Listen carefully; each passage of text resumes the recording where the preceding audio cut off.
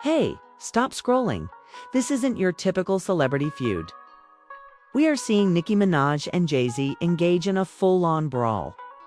Additionally, there is money up for grabs this time. Large sums of money, about $200 million. Nicki did more than simply subtweet him. She became quite angry. She said that Hav owes her a bag large enough to support 3 generations. We now hear that Jay may have finally answered. Closed doors, not online. This isn't rumors. The rap gods are at odds here. Additionally, the internet is genuinely in ruins. You must remain here if you have even a passing interest in hip-hop. Let's shatter it. Everything that Nicki Minaj said. Since this was not a hazy Twitter storm, let's start with what Nicki Minaj really stated. Sis went all IRS collector on Jay-Z after logging in. Jay-Z, call me to pay off the karmic debt, she said on social media. More interest? But you're still among my top 5. Let's get it. Business with faith. It's classic Nicki. Poetic, incisive, and rather petty. She then added a crazy twist. She said anyone still calling him will answer to God for the blasphemy. Hold on, what? It would be equivalent to criticizing the Pope for donning white. The fans were shaken. However, if you know Nicki, you are aware that she never throws shots without a backstory. The internet dug, and lo and behold, we discovered it. The $200 million drama has a direct connection to Jay-Z's streaming service. Do you recall that? In 2015, Jay held a grand news conference to introduce Tidal.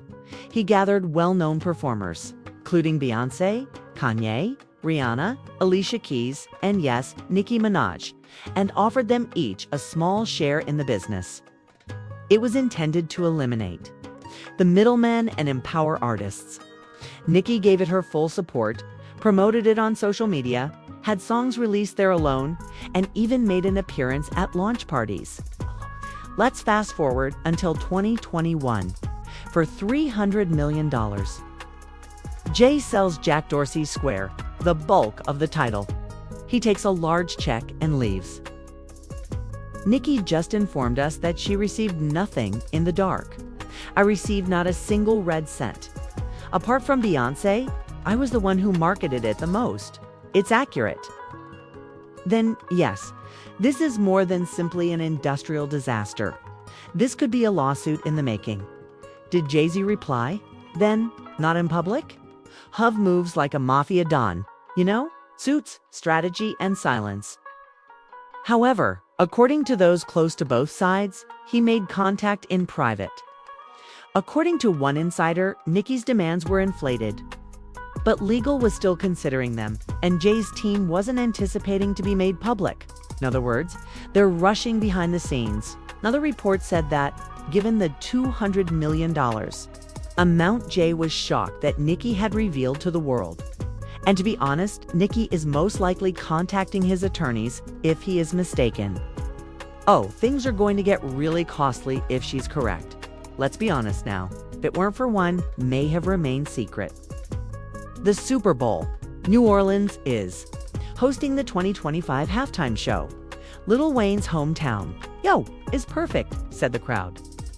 Wayne is the main act, with Drake and Nicki as special guests. YMCB reunion, let's leave. However, Kendrick Lamar was chosen instead. Don't be mean to Kendrick, please. Poetry in motion is that man. However, Nicki saw as more than simply a squandered chance. Jay-Z, who currently manages Super Bowl music, through Roc Nation, purposefully sabotaged it. One, Megan Thee Stallion took a knee, the other took the bag, she tweeted. It's a reference to Jay's collaboration with the NFL following the Kaepernick demonstrations. She claims that Jay blocked her and Wayne because he put power before morality. She views it as just one more step in her lengthy strategy of blackballing her staff. This is the point at which Nicki becomes really emotional.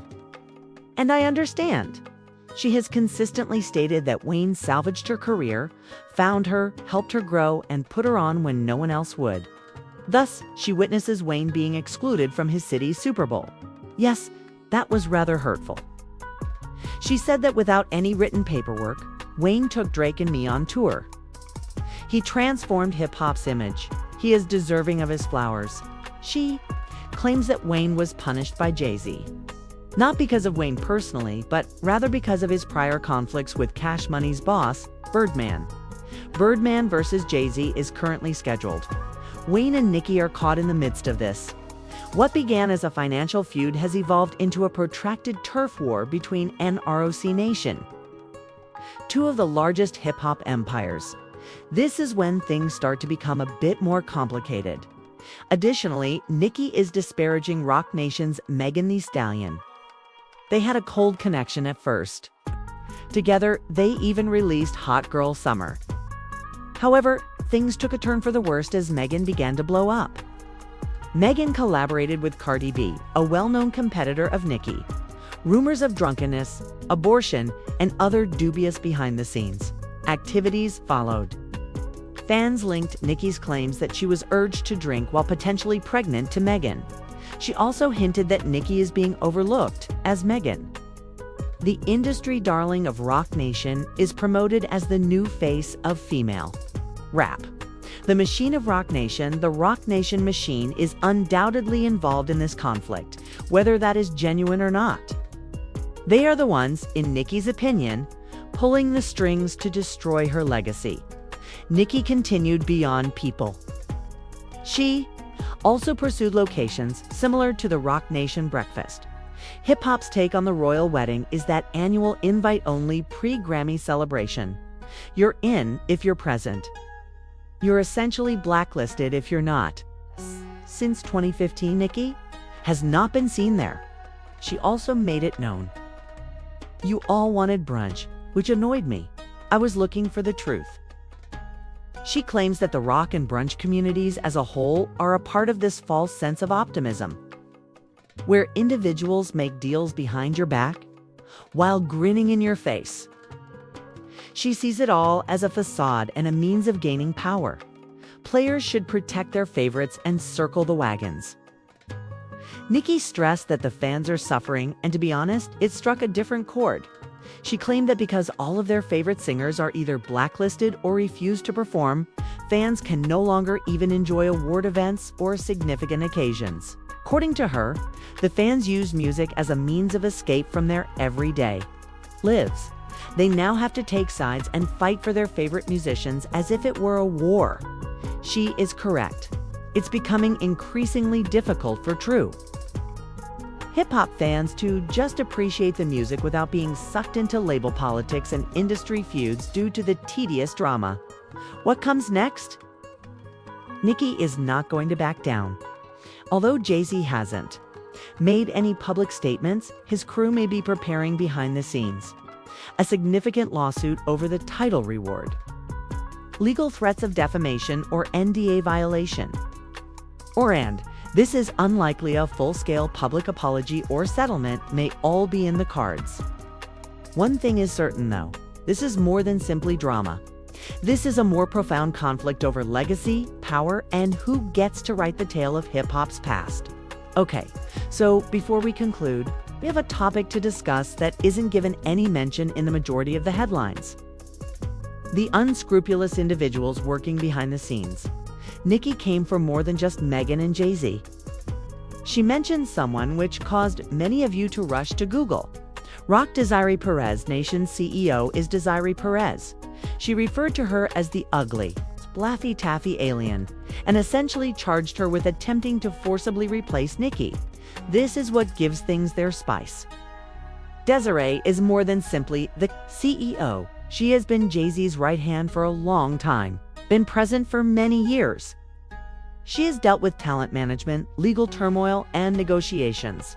She is quiet, off camera, and never ostentatious. Because of this, it felt personal when Nicki confronted her directly. Nicki went so far as to propose that Desiree dismiss a number of Nicki's backroom supporters. According to her, Roc Nation is prepared to spend all of its money in an attempt to force fetch, that is, to replace Nicki with another female rapper. Not to be overlooked is G. Robertson, Nicki's former manager who previously worked for Roc Nation and Jay-Z.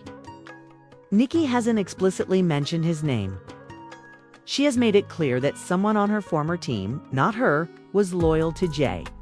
She essentially feels that her own management deceived her. People who, rather than defending her, opted to preserve their ties with the Roc Nation empire. It's not only about music anymore. Corporate sabotage is what this is. ALLEGEDLY industry. Puppeteering and boardroom beef.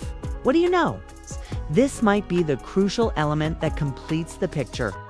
This is more significant than a Super Bowl slot machine or a missing payout if Nicki is telling the truth, and these power moves have been taking place behind her back for years.